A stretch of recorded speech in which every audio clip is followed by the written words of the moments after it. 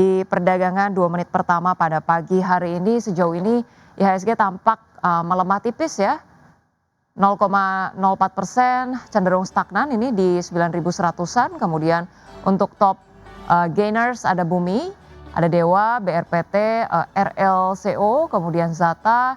Dan pemirsa, untuk mengetahui bagaimana proyeksi perdagangan di pasar modal ataupun IHSG pada hari ini, kita sudah tersambung melalui line Zoom bersama dengan Barita Effendi selaku Investment Consultant, Founder Indonesia Investment Education. Selamat pagi Mbak Rita, apa kabar? Halo, selamat pagi Mbak Rosa, kabar baik, makasih untuk di-invite kembali ke pagi hari ini. Baik, terima kasih banyak untuk meluangkan waktunya Mbak Rita, semoga selalu dalam keadaan sehat. Mbak Rita, kalau kita review ya terkait IHSG yang kemarin kemudian menyentuh level all time high kembali begitu ya. Anda melihat ini kemudian memang didominasi oleh kinerja ataupun kontribusi dari saham-saham perbankan big caps, atau kemudian memang ada katalis-katalis positif lainnya yang bisa kemudian menjadi optimisme untuk IHSG sepanjang pekan ini, Mbak? Memang kalau kita lihat kemarin itu banyak didominasi oleh big cap juga, karena memang ada berita positif seperti Astra yang buyback, kemudian juga saham banking mungkin beberapa juga ada yang mulai akumulasi, tapi yang terutama adalah saham Pak PP. Saham Pak PP itu ada berita kalau beliau melakukan pembelian untuk 3 saham beliau, yaitu Brand, Cuan, dan satu lagi adalah Baritu. Itu membuat optimisme pasar itu melonjak, saham-saham Pak PP terjadi rebound yang lumayan signifikan ya. Jadi itu juga mendrive kenaikan harga saham dan indeks IHSG pada umumnya. Baik, itu dia review dari Mbak Rita, bahwa kemudian penguatan saham-saham didominasi oleh saham-saham konglomerasi Prajogo Pangestu, saham-saham banking yang kemudian mulai mengalami kenaikan, juga ada sentimen dari Astra yang kemarin melakukan buyback begitu ya. Kalau kita bicara juga lebih luas secara geopolitik, Mbak Rita, ini terkait dengan ancaman-ancaman dari Presiden Donald Trump yang kemudian tarif untuk negara-negara Eropa katanya 10% bisa lagi dinaikkan menjadi 25%, dan sejauh apa hal ini kemudian bisa berdampak pada perdagangan di emerging market khususnya untuk Indonesia nih, Mbak Rita? Untuk saat ini sementara kita nggak terlalu banyak hubungan dagang ke negara-negara tersebut, jadi impact-nya sebenarnya nggak terlalu banyak, cuman itu berdampak ke rupiah. Rupiah kita tuh jadi makin lemah karena ada berita yang tidak baik ya, maksudnya di geopolitik regional tuh kelihatannya lagi memanas, membuat rupiah itu bertambah lemah. Jadi dampaknya lebih ke mata uang sih. Dan konflik itu kan memang lebih ke Amerika dengan Eropa. Jadi tapi Indonesia ya tetap harus bersiap-siap karena sebagai negara kecil emerging market ya, kita yang paling lemah lah di antara semua negara yang berkonflik itu. Baik, concern yang kemudian terjadi lebih kepada posisi dari rupiah dibandingkan dengan perdagangan di pasar modal sendiri pada saat ini. Tapi kalau Benar. bicara mengenai pasar yang kemudian juga berekspektasi dan berharap berekspektasi Bank Indonesia ini kemudian akan tampaknya menahan suku bunga ya di pertemuan besok begitu di 4,75%. Apakah kemudian posisi ini sudah cenderung terprice in dalam posisi IHSG saat-saat ini, Mbak Rita?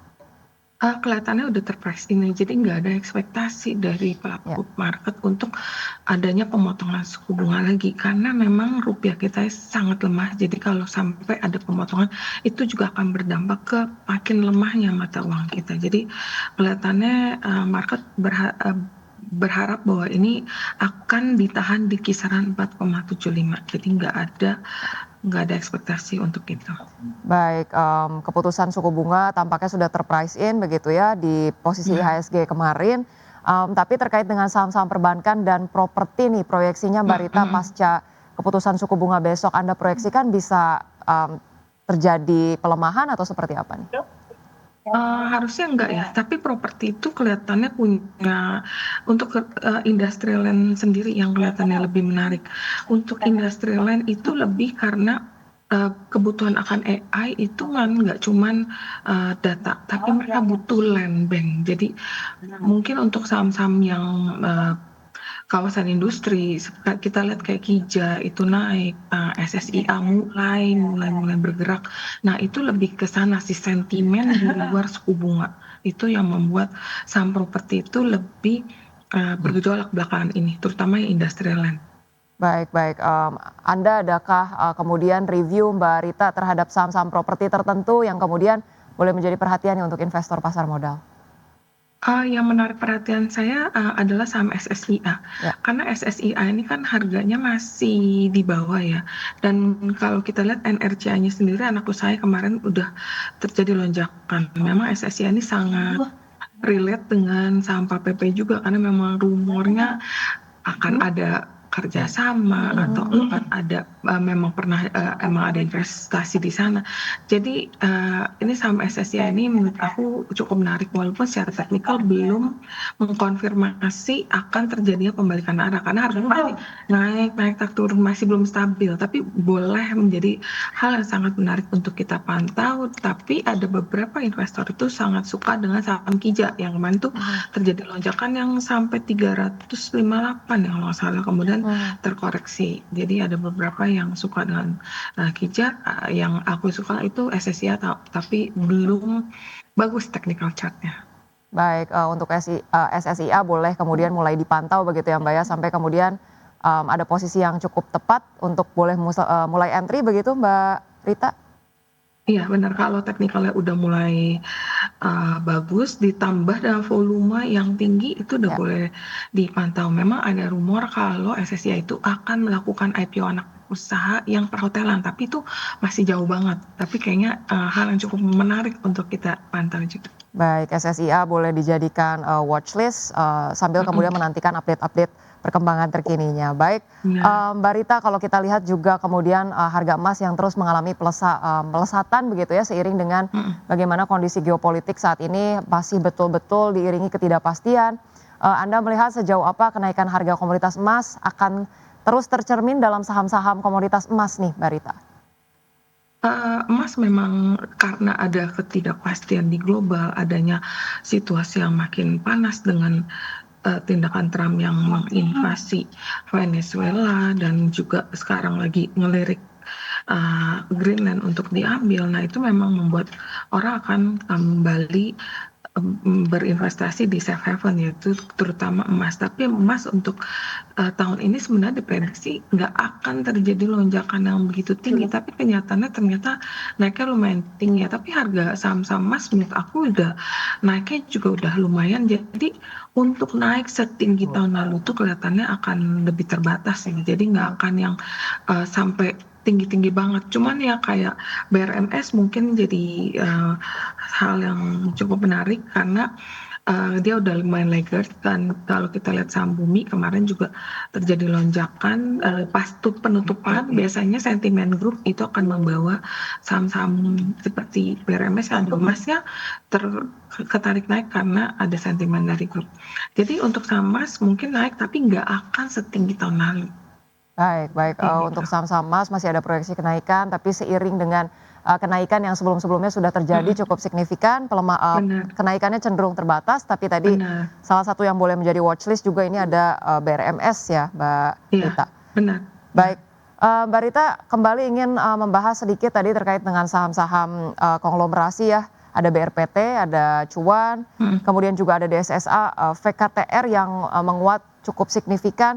Anda melihat secara fundamental seperti apa sih Mbak, dan secara valuasi apakah sudah tergolong terlalu tinggi atau review Anda seperti apa?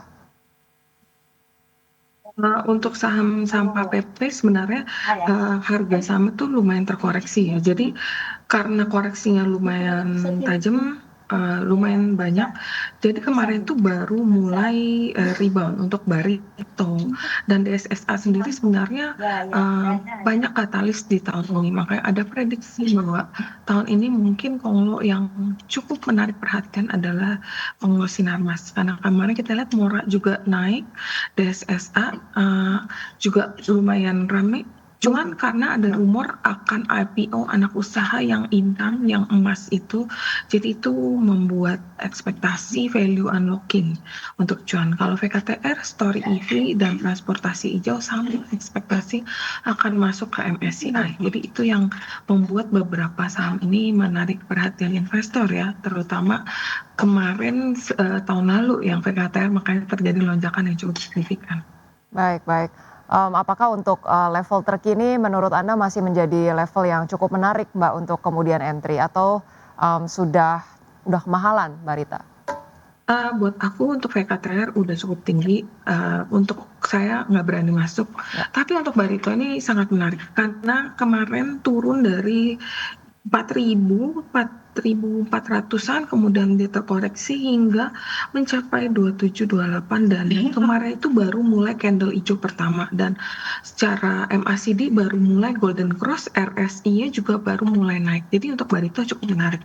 Kalau dia bisa melewati di kisaran 2950, maka berpotensi untuk Barito melanjutkan penguatan ke 3.190. Ternyata Baik. buka langsung 3.000 nih barusan. Baik, untuk Barito cukup menarik secara teknikal ya. Ya, Dari benar. Cuan dan juga DSSA mungkin ada review singkat Mbak Rita? Cuan juga karena ini sentimen grup, Cuan juga chartnya hampir sama dengan Barito. Kemarin adalah candle pertama yang hijau. Jadi MACD juga mau golden cross dikit lagi. Jadi ini sangat menarik. Kalau dia bisa melewati 2050, maka potensi Cuan untuk melanjutkan penguatan ke next level di 2240 Ya. boleh diperhatikan, dan mungkin ini akan menjadi harga yang cukup menarik setelah terkoreksi lumayan jauh dari 2830 nih. Baru mulai hijau. Baik. Untuk DSSA, Mbak Rita? Nah, DSSA sebenarnya saham yang sangat bagus ya, story-nya banyak, tapi problemnya adalah likuiditas karena barangnya memang tipis-tipis ya. Jadi untuk DSSA kemarin sudah terjadi penguatan secara hampir 5 hari berturut-turut. Jadi menurut aku untuk masuk agak tinggi sih di sini. Jadi lebih baik yang lain aja, dan likuiditasnya juga sangat-sangat tipis. Beli hanya bisa dapat 1 lot, 5 lot, itu kurang seru lah market sekarang. Mendingan kita cari yang likuiditasnya lebih banyak ya, jadi kita mau jual beli itu lebih gampang. Baik, secara likuiditas dan juga price range ini untuk Barito dan juga Cuan yang kemudian masih boleh menarik dan layak dipertimbangkan. Baik Mbak Rita, kita masih akan bahas berbagai saham pilihan dan juga sentimen lainnya, tapi kita perlu jeda terlebih dahulu. Pemirsa jangan kemana-mana, tetaplah bersama kami.